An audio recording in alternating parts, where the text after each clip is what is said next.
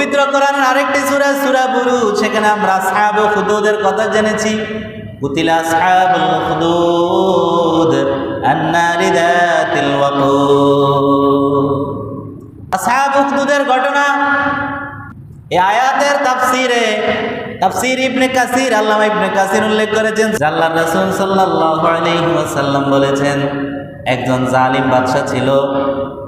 ওই জালিম বাদশার দরবারে একটা জাদুকর ছিল। জাদুকর যখন বৃদ্ধ হয়ে গেল, জাদুকর তখন বলল, বাদশাহ, একটা চালাক মেধাবী থেকে একটা যুবক আমাকে এনে দাও, আমি তাকে জাদুগুলো শিখিয়ে দেব। বাদশাহ একটা মেধাবী দেখে চালাক যুবক ঠিক করলো যে এসে ওই জাদুকরের কাছ থেকে জাদু শিখত। আসা যাওয়ার পথে সে এক সন্ন্যাসীর দেখা পেল। মুফাসসিরিনগণ বলেন সে হযরতে ঈসা আলাইহিস সালামের অনুসারী ছিল। ওই পাদ্রীর দেখা সে পেল যে তাকে আল্লাহর কথা, আল্লাহর দ্বীনের কথা, ইসলামের দাওয়াত দিতে থাকলো। এখন ছেলেটা একদিকে জাদু শিখে, অন্যদিকে ইসলাম শিখে। একদিন সে রাস্তা দিয়ে যাচ্ছিল, হঠাৎ করে সে দেখে রাস্তায় হিংস্র একটা বাঘ বসে আছে। মানুষেরা ভয়ে রাস্তা পারাপার হতে পারছে না।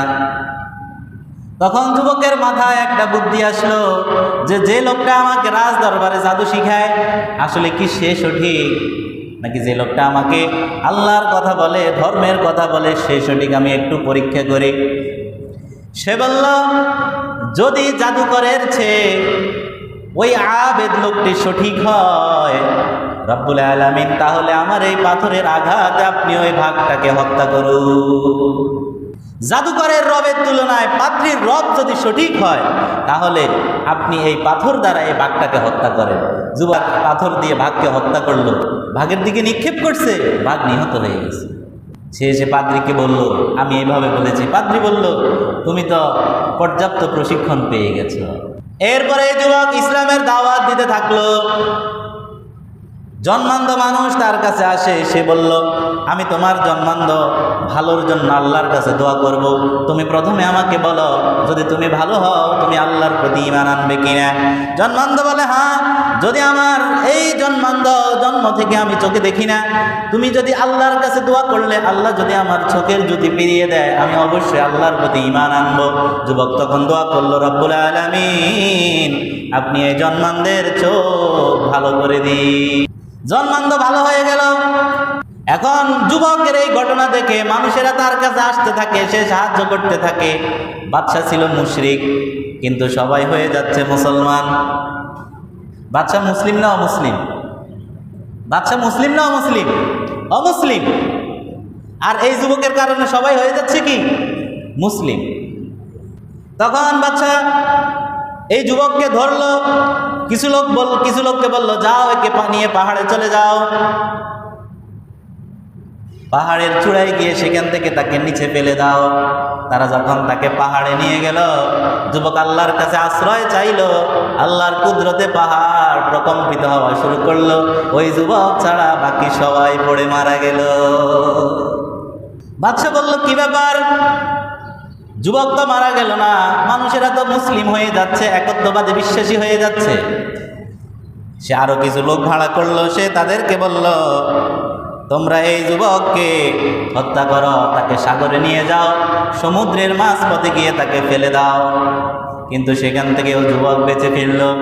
এরপরে যুবক বাদশাকে বলল, হে বাদশাহ, আপনি যদি সত্যিই আমাকে হত্যা করতে চান, তাহলে আপনি যেই পদ্ধতি অবলম্বন করছেন সেই পদ্ধতিতে পারবেন না। আমি আপনাকে বলে দিচ্ছি আপনি আমাকে কিভাবে হত্যা করবেন।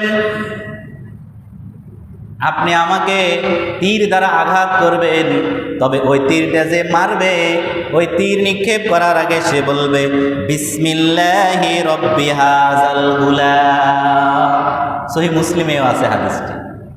বিসমিল্লাহি রব্বি হাযাল গুলাম, এই গোলামের, এই ছেলের রবের নামে আমি তীর নিক্ষেপ করছি।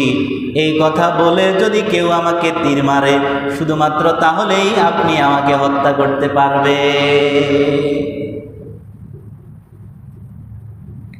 এবার বাদশা বলল,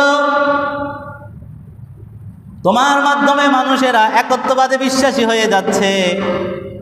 যদি এই পদ্ধতিতে তোমাকে হত্যা করা যায় তাহলে আমি এই পদ্ধতিতেই তোমাকে হত্যা করব। এরপরে ওই ছেলেটি যেভাবে বুদ্ধি দিল সেই বুদ্ধি অনুযায়ী তাকে দূরে বেঁধে রাখা হলো। এরপরে বিসমিল্লাহি রব্বি হাজাল গুলাম বলে তার দিকে তীর নিক্ষেপ করা হলো। তীর নিক্ষেপ করার সাথে সাথে ছেলেটি, যুবক ছেলেটি মারা গেল। ছেলেটি আগে শর্ত দিয়েছে, আপনার রাজ্যে যত মানুষ আছে সকলকে জড়ো করবেন, সবাই জড়ো হবে, তারপর এই কথা বলে তীর মারবেন। সকল মানুষ যখন নিজেদের চোখে এই ঘটনা দেখল, ওই সকল মানুষ বলে উঠল আমান্না বিরব্বি হাজাল গুলাম, আমরা সবাই এই যুবকের রবের প্রতি ঈমান আনলাম। প্রিয় ভাইয়েরা আমার, এখানে বুঝার বিষয় আছে, অত্যন্ত গভীর বিষয়।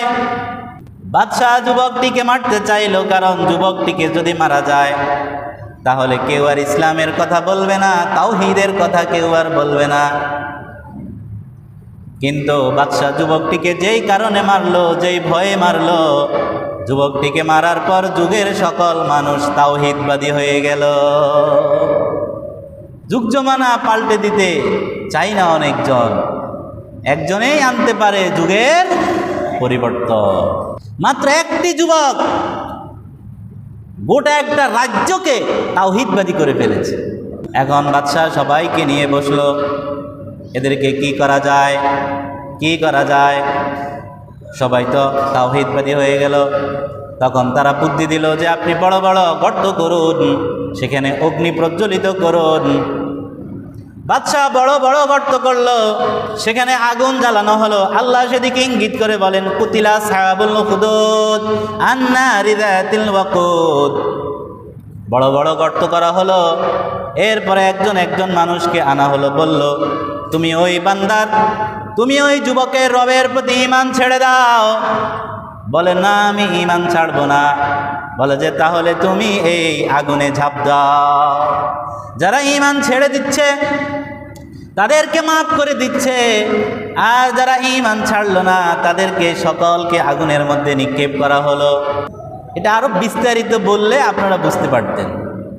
একটা যুবক, সে তার ঈমানের এমন পরিচয় দিয়েছে, গোটা রাজ্যের মানুষ ঈমান তো এনেছে, এই ঈমান রক্ষার জন্য মরতেও রাজি হয়ে গিয়েছে। একজন মহিলা যার কোলে বাচ্চা ছিল, ওই মহিলা ইতস্ততা বোধ করলো, শঙ্কা বোধ করলো। মহিলা যখন তাকে বলল তুমি কি বাঁচতে চাও, যদি বাঁচতে চাও তাহলে ঈমান ছেড়ে দাও। মহিলা কিছুটা আশঙ্কা বোধ করলে তার কোলের ওই শিশু বলল মা আপনি ধৈর্য ধরুন, আপনি সঠিক পথে আছেন। মহিলার তার হৃদয়ে কোনো দ্বিধা দ্বন্দ্ব রইল না, সে আগুনে নিক্ষিপ্ত হলো, আল্লাহর জান্নাতের মেহমান হয়ে গেল। একজন যুবক একটা রাজ্যকে তাওহীদে বিশ্বাসী করে ফেলেছে।